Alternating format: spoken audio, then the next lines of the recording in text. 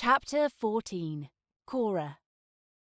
Cora swayed gently with the carriage, looking out the window at the countryside as they travelled back to Aunt Nellie's home. She didn't know why she had expected England to be flat, but instead it rolled gently like waves across the soil, up and down, smoothly rising and sinking. So green, like Ohio, where she'd gone to college, and wooded like that too. The hills here were densely covered with trees and shrubs, unless they had been cleared for farming. Those fields she liked the best. A thick green carpet surrounded by dry stack rock walls, a boundary to keep the sheep in or out. It was hard to imagine that just a month ago she'd arrived in England, then found herself tossed back to 1850 and playing the part of an heiress on an unprecedented, almost inconceivable vacation. But here she was, riding back to Twickenham Manor within days of returning to her own time. Thoughts of making a mistake consumed her. But which mistake? Leaving. Shouldn't she just be grateful for the experience of a lifetime, for living a dream, and go back at the appointed time? After all, that's the way of vacations. You plan and save and go. They're amazing, whirlwind, walk-your-feet-off days that end all too soon. Then, with a long plane ride back home and a few posts to Facebook and Instagram, it's relegated to that part of the brain that stores wonderful memories. In that place, the colours of the sights you've seen fade, the scents of flowers and food dissipate, and the cherished faces of newly made friends blur. Cora's body hummed nervously just under her skin. She was afraid to lose all of this, and a part of herself as well as those memories. Her mind reeled, and her emotions seemed out of control. Maybe the fear was hinting at the other mistake, though, staying. What would she be giving up? This was the kind of decision you asked your parents to help you make, but she was alone for this one. She decided that, stay or go, she still planned to give Simon another gift of music. He had mentioned that he enjoyed the violin before his hearing loss, and she wanted him to hear it again. He should have received the invitation last night.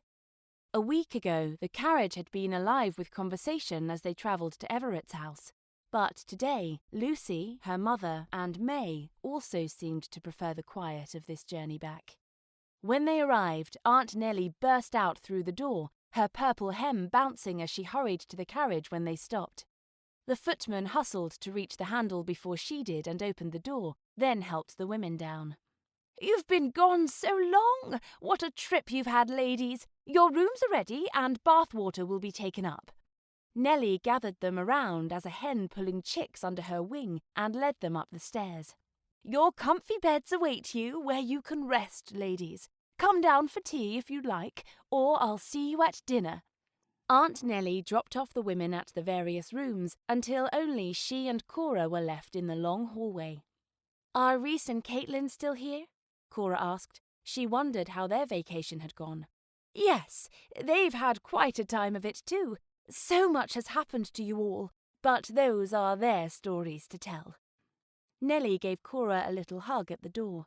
"We need to talk, don't we? This is quite more than what you had planned, and—" The look on Aunt Nellie's face made Cora wonder if she knew more than she was letting on, and what that was. "And I have something to show you. It might explain a few things, or it might make it worse. I'll have to rethink that. Maybe I'll not show you quite yet. Anywho, until later. I could come now. I'm not really tired." Honestly, Cora welcomed the chance to be busy, anything to keep her mind off Simon. She had no desire to sit down or lie down. It would only give her mind more time to whirl with indecision. "No, I've a couple of things to do first." Nellie patted Cora's hand and gave her a wan smile. "Come find me later, on the 3rd floor. That's the 4th level, right?" Cora had noticed that in England they called the 1st floor the one above the ground floor, but still she doubted she understood it. Aunt Nellie nodded. "Yes, 2 floors above this one." Cora reluctantly entered her room and asked the maid to help her unfasten her heavy travelling clothes. then dismissed her with instructions to wait an hour before sending the bathwater.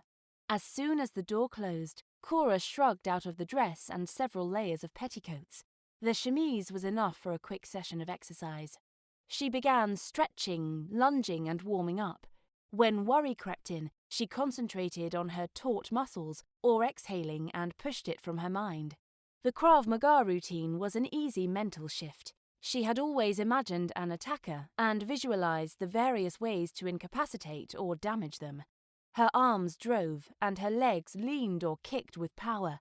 She imagined someone behind or in front of her, or she was on the ground fighting someone above. The movement flowed. Kick, hammer, elbow. She could feel the stress and indecision draining away. She pushed herself to increase the intensity. Cover, hook, clinch, knee. Finding a comforting rhythm in the maneuvers. Advance, strike, retreat. Her arms and legs burned, and sweat ran down her neck, back, and chest when she realized the bathwater would soon be delivered and began her cool-down. After the bath, she requested the lighter, yellow-sprigged muslin dress and only one petticoat. The July weather had turned hot and muggy. The maid gave a puzzled look, and Cora added, "I'll forego the rest of the petticoats. The bell shape is just not that important to me." After climbing the stairs and then following the sound of Aunt Nellie singing, Cora found her tucked in a far room, sitting on the floor. She stopped at the door before entering the room. The mural the women had found during their tour of Twickenham Manor covered the wall before her. Aunt Nellie, paintbrush in hand, dabbed at the mural, seeming to be finishing some shoes. "What do you think? Too frilly?" she asked, her head tipping to the left. Cora stood before the life-sized picture of herself, not having realized she'd approached the mural. The champagne-coloured ball gown hung in 3 ever-widening tiers toward the floor. Each was bordered with a wide pink satin ribbon. Above that, small pink roses trailed along a twisting green vine. Her hand paused without touching the painting. It was as if the paint was dots of light clinging to the wall. "It's dry," Nellie remarked. "The paint I use is magical, but not wet like you'd expect." Cora's finger followed one line of roses, feeling the thick paint, like frosting, that shaped the petals and buds as they bulged away from the wall. The neckline of the dress hung on the edge of her shoulders, and small puffy sleeves were trimmed with the same pink satin. "It's perfect." She realized it was the same picture they had fallen through weeks ago, but seeing it freshly painted brought a dawning reality of the decision she had to make. And soon. "Is it ready now?" Cora asked. "The mural? No," Nellie answered. "It will be in 2 days, for the full moon. I've a little more magic to collect and apply, so it will work. That's the trick, you know, the magic. In a mural this size, it's been quite the chore." Aunt Nellie turned and pointed to the other side of the room. "Your new ball gown is ready, however." Across the room, several dresses were hung. Cora recognized the blush of her dress immediately. Her head swung back and forth. It was the exact dress. Aunt Nellie continued to chatter about the painting. "Oh, I could have done smaller paintings of each of you. I usually just do a portrait, but these dresses begged to be preserved. In the future, this will also be a reminder of your group's friendship. So I run out each morning and collect the magic from the grass before the sun burns it off." Aunt Nellie's voice trailed off as Cora removed the dress from the hanger. Seed pearls edged the neckline and both sides of the satin ribbons. The dress's outer layer was a sheer organza with the vine embroidered in a twisting running stitch and the roses embroidered with thin ribbon. The underfabric glittered as if it was shot through with pinpricks of light. She ran her hand over the fabric as if to brush it off, but it just winked and flashed as the skirt moved. Aunt Nellie spoke up beside her. "I might have gotten a little carried away with your dress. A bit of magic overload is all. Not to worry, the sparkle will fade by Friday." "Is this what you wanted to show me?" Cora asked. "No. Well, I should say yes. Aunt Nellie clasped her hands neatly in front of her. Yes, definitely. This is it. Cora doubted the truth of Nellie's claim, especially as the woman's eyes slid away from Cora's. She supposed she'd find out soon enough, whatever the big secret was. She decided to change the subject. I'd like to use a small room tomorrow night. Of course. 'Tis time, isn't it? Aunt Nellie steepled her fingers in front of her, but didn't look to Cora to answer the question. It will need to be private. She crossed her arms over her chest and raised one finger to tap lightly on her chin as she seemed to study the request. I wouldn't want to see you get disturbed. Away from nosy guests. It could be locked, preferably where you might not even be heard. Of course, I could make that happen anywhere. If Cora hadn't made the initial request, Aunt Nellie's last statement would have seemed a little scary. But that was precisely the kind of room she needed. I have just the thing. Follow me down the stairs to the next level. Just the right place. Nellie led her to the other end of the sprawling mansion into a far corner. She opened doors on either side of the hallway. One was appointed as a sitting room and the other a library. Both are lovely rooms. This one has a view of the River Thames, and this one looks out over the gardens. Both very romantic. A cold trickle travelled down Cora's spine. She hadn't told Aunt Nellie what she wanted the room for, but the woman seemed to know anyway. A grassy lawn sprawled from the mansion, several acres in length. The river sparkled between the swaying trees at its banks. 2 white boats bobbed in their moorings on the tide. The room itself was beautiful too. The walls were painted with a subtle mint green, but large white medallions surrounded with levels of carved mouldings decorated most of the wall space. The medallions were bordered with twists of gold and ivy. The centres depicted fanciful scenes of fairies and humans in pastoral settings. Even the ceiling carried the theme. A small melodeon organ sat against one wall, and richly upholstered chairs and couches clustered together, filling the centre of the room. This one, Cora said. That's a wonderful choice. Nellie shut both doors and clasped her hands in front of her. Will you need it tonight or tomorrow? Both, if I may. Cora wanted to practice tonight before Simon joined her tomorrow. Oh, to be young! Nellie giggled slightly with the words, then picked up one of Cora's hands to pat it. Let's get it ready for you. She untied a waist purse and pulled it to open where it had been cinched shut. Dip your hand in, please. Nellie pushed the bag in Cora's direction. Cora did as requested and withdrew her hand again. A small gasp escaped her lips. Her hand glowed, much the way the fabric on the dress had. Open the door. As Cora's hand gripped the doorknob, the magical glow on her hands flowed like a ripple toward the shore, draining from her hand to surround the knob and soak inside it. She noticed that while the light transferred, she couldn't have removed her hand until it had all disappeared, even if she wanted to. The latch disengaged with a popping sound and a gust of wind. Step inside, please. Nellie waved her inside the room. We'll need to do this a few times. She pushed the purse toward Cora again. This time, when Cora's hand was aglow with magic, Nellie said, Now shut the door. As Cora complied, she added, That way you will be the only one to open or close this door until the magic is worn out. You need to do it on both sides once again, so you will be able to open and close it twice. After completing the tasks again, Aunt Nellie pulled some magic dust from the bag and blew across her palm as she turned in a complete circle. There, soundproof too. Now the room is yours and only yours until the magic has been used up. She began walking back down the long hallway, mumbling a bit. Oh, to be a fly on the wall! 'Twould be lovely to witness. An easy bit of magic that. But no, I won't. She seemed to have decided when she stopped, her face turning toward Cora. I won't. You'll have the privacy you want. They began walking again.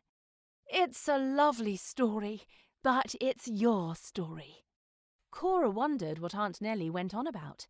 If she really knew what Cora planned, why was she determined to see it as romantic or even a story worth telling? 2 nights later, she left her room, closing the door quietly behind her. Thankfully, she and her college friends were quartered in the family suites. The newly arriving guests were housed in the farthest north wing of the manor. Most of the lights were out, since they hadn't had an evening event and the guests had retired early. She was thankful for country hours tonight. She shouldn't cross paths with anyone she didn't know as she headed south.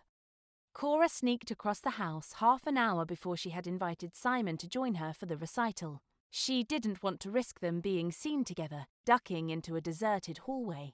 If they were caught together, people might assume the worst.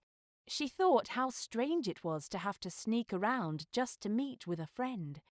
Her heart told her that Simon had become more than a friend. Cora twisted the knob, feeling a blast of wind, and slipped inside, leaving the door ajar behind her. Last night, she had prepared 3 pieces by Beethoven, Vivaldi, and Bruch. Simon might know the first 2, but the third hadn't been composed quite yet. Her heart raced with anticipation. She held the violin to her chin and moved her fingers as if she were playing, but didn't raise the bow. It was a nervous habit from many years ago, something she'd do while she waited to perform, and it was still oddly comforting. She hoped Simon would be able to hear the music, that she wasn't setting him up for a disappointment. The last time had gone well, but the violin made a higher-pitched sound. It seemed like hours before Simon arrived. Black tailcoat, burgundy vest, black tie, white shirt. Oh my! She closed the door behind him and felt the spurt of breeze blow across her face. "Thank you for coming." Cora cringed a little. She sounded so formal. Although her nerves were jittery, she didn't feel the paralyzing anxiety that had plagued her for years. She felt safe with him. "You must know that I'm not likely to refuse you anything." Simon's smile melted Cora's heart. Definitely more than a friend. She reached for his hand and lightly held it as she moved with him to a couch and picked up her bow. Simon sat barely more than a foot beyond the reach of the scroll on top of the fingerboard. With a deep breath, she stood before him and began the Beethoven piece. When she finished the piece, Simon applauded, appreciation evident on his face, but not the surprise she'd seen with the piano experience. This had gone differently in her mind. She'd hoped that because he was so much closer than he usually would have been during a performance, he would be able to enjoy it more. She wondered how much of the music he'd heard. Should she ask? Would he tell her? She thought he would. He seemed completely honest with her. "Thanks." Cora gave a slight nod to her audience. "Are you willing to do a little experiment?" Simon looked a bit skeptical, but only briefly. "Yes, it went very well last time. What do you have in mind?" "Just stand in front of me, here." Cora pointed to a spot a little to her left. As he did, she realized immediately that their height difference would not let her new plan work. She couldn't reach the fingerboard around him and up that high. Even if she sat beside him, she wouldn't be able to play as she imagined. Then she spied the bench in front of the melodeon. Were he to sit and she to kneel, it just might work. "On second thought, you could pull that bench out into the room." As he did, Cora ran her fingers over the white abalone keys sparkling with rainbows. One day soon, she'd have to come back to this room to play that little organ. She thrilled inwardly, anticipating adding a new instrument to her experience.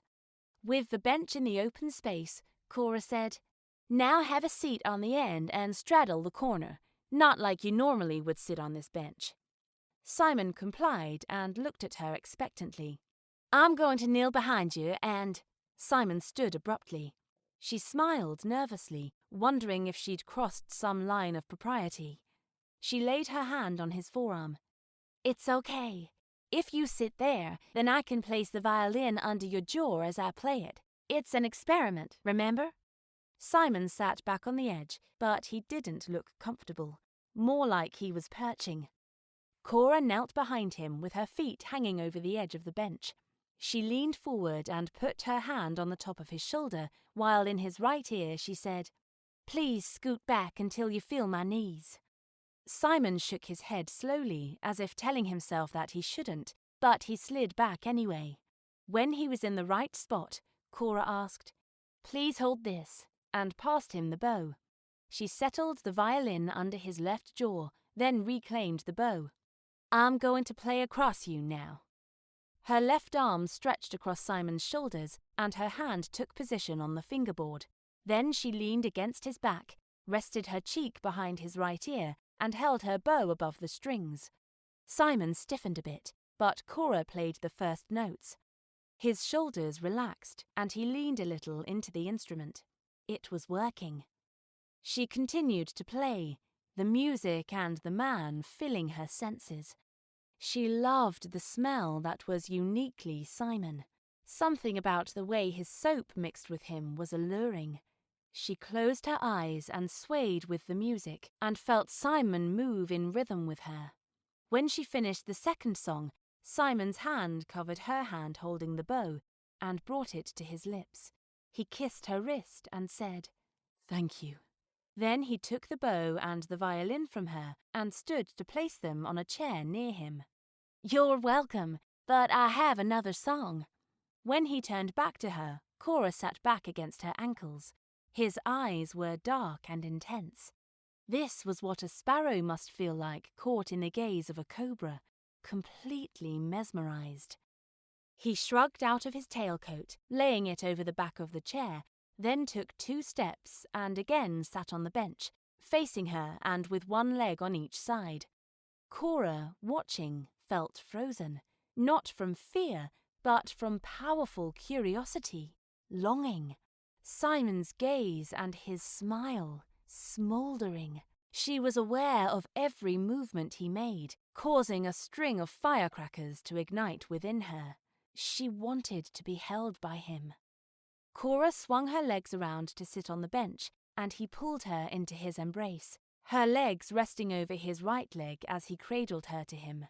Her hands slid around to his back, and she snuggled into his chest, again feeling his heart beating beneath her cheek. That was quickly becoming her favorite feeling. Admitting she was in much the same state as he was, she could hardly breathe around her own erratically beating heart. There wasn't a century or a time to this. It simply felt right. Simon's arms tightened around her. She thought she felt him kiss the top of her head. When she looked up, she was sure. He kissed her forehead. Cora stretched the slightest bit, her lips just a breath from his. She wanted to feel his mouth pressed to hers, but paused, waiting to see if Simon wanted it too. Slowly, Simon's face tilted toward her. At first, he brushed his lips across hers. Not a kiss, but, oh, the feel. The feather-light contact provoked a sigh from her. Back and forth his lips grazed hers as his fingers skimmed up her neck, traced her ear, then cupped her jaw before he whispered her name. Cora. Then he pressed his mouth to hers. Cora's hand reached to the back of his neck, and her fingers twined in his hair. Then she reached up to pull the pins from her own simple hairstyle and dropped them to the floor without releasing Simon's lips. The weight of her hair atop her head instantly fell away as her tresses lay across her shoulders and his arms. A deep groan whispered in Simon, and his kisses became more fervent. This felt like the single most right experience of her life, to be here with him. Her mind staggered to claim any other coherent thought. Moments later, Cora didn't know how many since time had stopped, Simon pulled Cora into a tight embrace. He buried his face in her shoulder and simply held her as he seemed to struggle to slow his breath. She knew she couldn't leave Victorian England now. She had to see this through, to know what this was. Simon smiled down at Cora as he leaned away from her. It seemed that neither of them had words beyond looking in each other's eyes. She knew their time together this evening was coming to an end. She pressed her hand to his cheek and kissed the other one. "Thank you for coming to the concert tonight, Mr. Duke." He kissed her lips once more, then leaned his forehead against hers. "The pleasure was mine. I'm your most ardent fan, Miss Cora." He stood and pulled her up with him. "Piano? Violin? Are there other instruments I might look forward to a performance from you in the future?" "Yes, there are. I'll have to get you a schedule." So many more.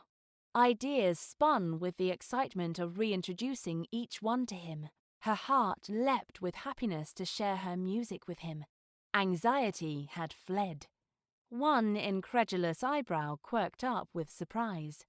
"I hope it is soon and often." He picked up his coat and shrugged into it. They walked hand in hand to the door, and Cora twisted the knob.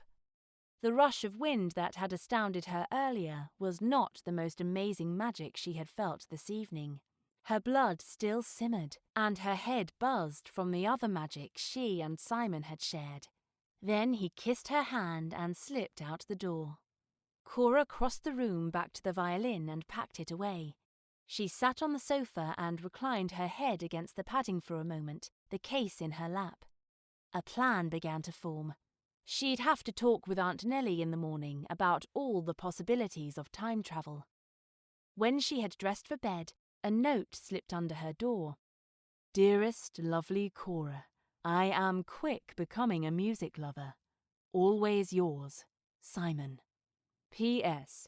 If I were of a mind to learn to play an instrument, it would certainly be the violin under your instruction." Cora giggled and read the letter several times before sleep claimed her.